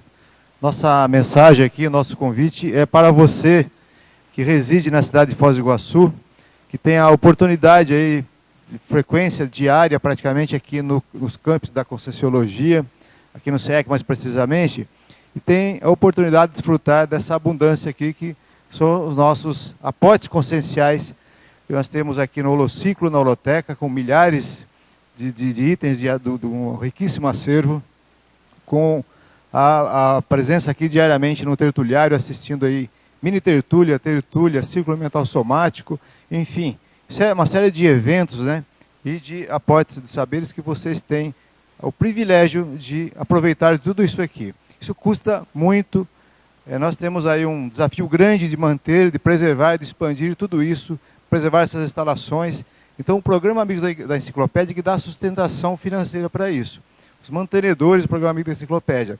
Então o pessoal de Foz do Iguaçu, muita gente aqui ainda não é amigo, e aí, se você tem condição, se tem oportunidade, tem intenção de se tornar amigo, você vai contribuir muito para a gente poder manter e expandir isso. Então nós reforçamos nosso convite ao povo de Foz do Iguaçu para se tornar associado ao programa Amigo da Enciclopédia e contribuir e muito para a gente manter tudo isso e expandir toda essa estrutura que nós temos aqui. Muito obrigado.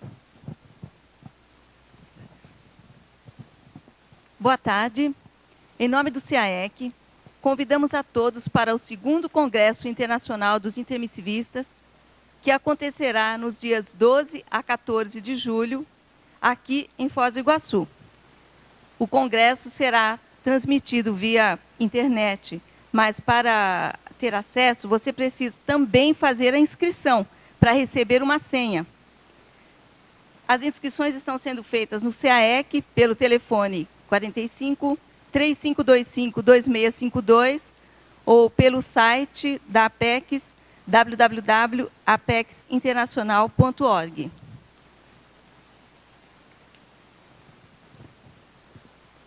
Boa tarde. O tema paragenética vai ser debatido no próximo final de semana no acoplamentário, de 28 a 30 de junho, com os EPICONs, Mário Oliveira, Everaldo Bergonzini e o Wildenilson. O acoplamentário é um laboratório grupal tecnicamente preparado para potencializar o desenvolvimento parapsíquico e os atributos conscienciais. E ainda, assistência, convivialidade, epicentrismo, clarividência, tecnicidade. Aguardamos vocês, faça sua inscrição pela recepção do CAEC e compareça. Obrigada. Boa tarde. O nosso convite é para você pensar grande e para a autoconscientização multidimensional de que o ser desperto é o futuro ao nosso alcance, inevitável. É para o curso, na verdade, o Programa de Desenvolvimento Parapsíquico. Ele acontece em 6 módulos. O primeiro módulo é estado vibracional, o segundo, autodefesa energética, o terceiro, psicometria, quarto, clarividência, quinto, técnicas energéticas assistenciais e o sexto, exoprojeção. O curso iniciou em maio, o primeiro módulo, agora 29 e 30 vai acontecer o segundo módulo e termina em outubro. Se o aluno ainda estiver interessado, ele pode entrar no segundo módulo e depois fazer o primeiro módulo que já aconteceu na próxima turma. Ele é 90% prático e 10% teórico e tem como pré-requisito o SCP-2. Mais informações você pode adquirir no telefone da SCP-1, do IPC 2102-1448. O curso tem como objetivo desmistificar e desreprimir o parapsiquismo, ampliar as parapercepções, a autoconfiança na autodefesa, fornecer subsídios para o desenvolvimento também da TENEPS. Obrigada pela atenção. Olá, pessoal, boa tarde. Gostaria de convidá-los para o primeiro simpósio de conscienciometrologia e o primeiro seminário de Verpons Conscienciométrica, que vai acontecer nos dias 6 e 7 de julho, aqui em Foz do Iguaçu. Serão abordados temas como voluntariometria, pela professora Delmara e Áurea, atributometria, com João Paulo e o Antônio, desassediometria, Kátia Aracaque e João Bonassi, Glasnost, Albert, valores, Adriana e Luimara, e mais outros temas. Fazemos o convite a todas as pessoas que têm interesse em debater e aprofundar as ideias da conscienciometrologia. As inscrições e informações podem ser feitas na recepção do CAEC, 45, código de área, 3525-2652. Obrigada.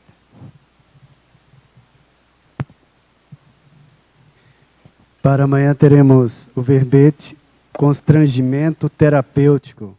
A especialidade é consciencioterapeuticologia, de autoria da professora verbetógrafa Daiane Rossa. Obrigado pela sua presença e até amanhã.